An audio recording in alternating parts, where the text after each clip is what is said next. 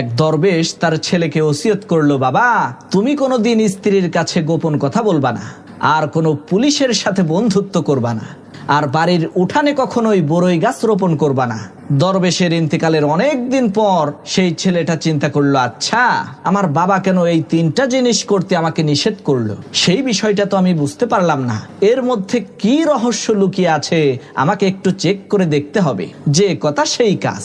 ওই দরবেশের ছেলে এক পুলিশের সাথে বন্ধুত্ব করে সেই পুলিশকে মাঝে মধ্যে বাড়িতে দাওয়াত দিয়ে ভালো মন্দ রান্না করে খাওয়াতো। এরপর সে তার ঘরের সদর দরজার সামনে কয়েকটা বড়ই গাছ রোপণ করলো।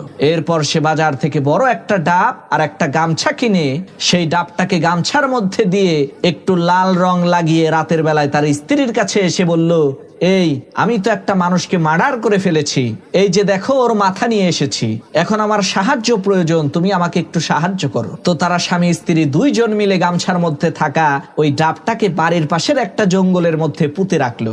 এরপর চলে গেল অনেক দিন, কিন্তু তার উপরে কোনো বিপদ আসলো না। তখন ওই দরবেশের ছেলে বলল, আমার পিতা আমাকে যে তিনটা জিনিস করতে নিষেধ করলো আমি তো করলাম, আমার তো কোনো কিছুই হইল না, বুঝলাম না ব্যাপারটা।